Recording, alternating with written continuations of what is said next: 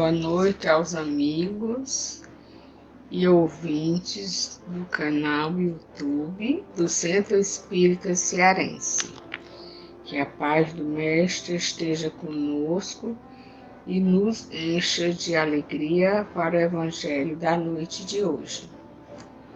Rogamos a Deus de bondade a força e o ânimo pela vida. Que haja paz na terra para os homens de boa vontade e que nos dediquemos ao trabalho do bem, onde e com quem estivermos, na alegria e na tristeza e na labuta de cada dia. Que jamais nos falte a presença do Evangelho em nossa vida, nos proporcionando a meditação sadia e a mudança que precisa existir entre nós. Pacificai, Senhor, o coração dos homens na terra e socorrei aos que padecem todo tipo de sofrimento físico, social, mental e espiritual. Que assim seja.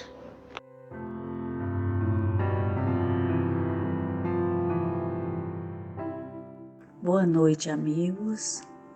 O nosso Evangelho da noite de hoje continua na introdução, agora no item 2, Autoridade da doutrina espírita, controle universal do ensino dos espíritos.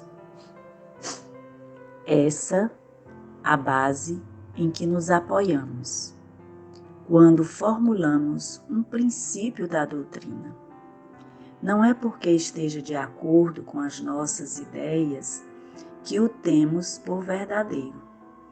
Não nos arvoramos absolutamente em árbitro supremo da verdade e a ninguém dizemos: crede em tal coisa, porque somos nós que vos dizemos. A nossa opinião não passa aos nossos próprios olhos de uma opinião pessoal, que pode ser verdadeira ou falsa, visto não nos considerarmos mais infalível do que qualquer outro. Também não é porque um princípio nos foi ensinado que para nós ele exprime a verdade, mas porque recebeu a sanção da concordância. Na posição em que nos encontramos, a receber comunicações de perto de 1000 centros espíritas sérios, disseminados pelos mais diversos pontos da Terra, achamo-nos em condições de observar sobre que princípio se estabelece a concordância. Essa observação é que nos tem guiado até hoje e é a que nos guiará pelos novos campos que o Espiritismo terá de explorar.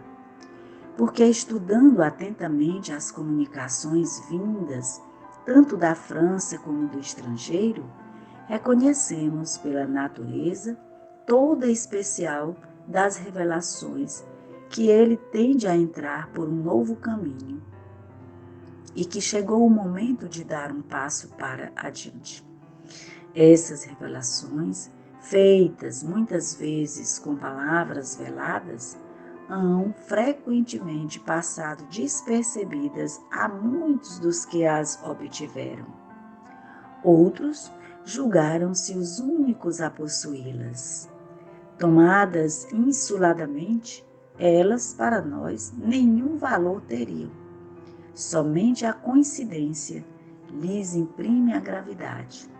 Depois, chegando o momento de serem entregues à publicidade, cada um se lembrará de haver obtido instruções no mesmo sentido. Esse movimento geral, que observamos e estudamos com a assistência dos nossos guias espirituais, é que nos auxilia a julgar da oportunidade de fazermos ou não alguma coisa.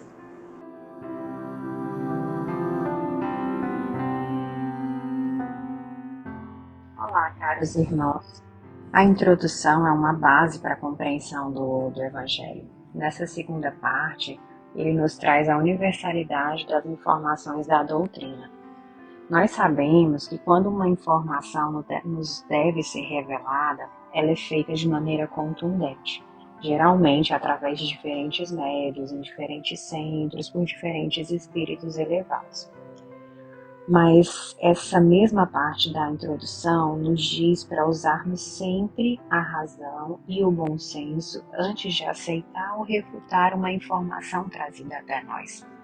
Nesse trecho especificamente, ele ressalta que assim como nós não detemos todo o conhecimento, também existem espíritos não tão evoluídos, com compreensão ou conhecimentos relativos, ou ainda muito apegados à vida material, que tomam suas opiniões pessoais como verdadeiras. Mas nesses casos, essas informações, opiniões individuais não se sustentam, e com o tempo, com mais estudo e ajuda de outros espíritos mais evoluídos, essas teorias são refutadas, afastadas, esquecidas. Então, só a partir da universalidade nós podemos obter as leis máximas do Evangelho, da doutrina.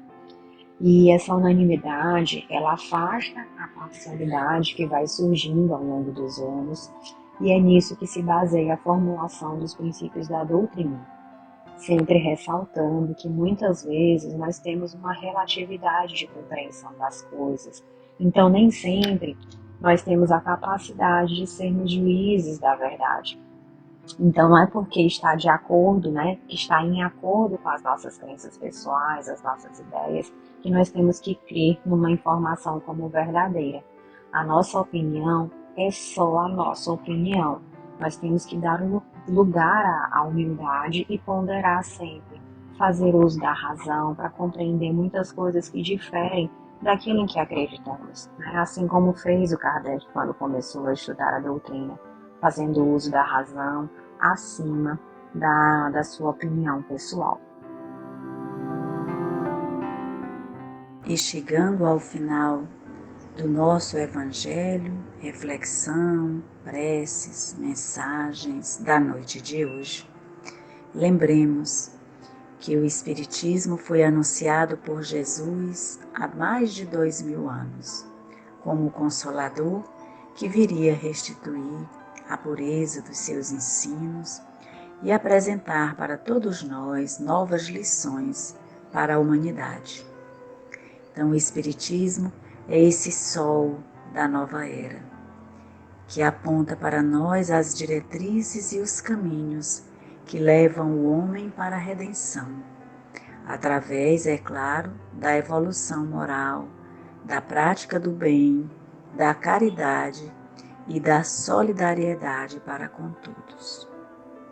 Que pensemos todos os dias que o Evangelho é sempre a nossa bússola.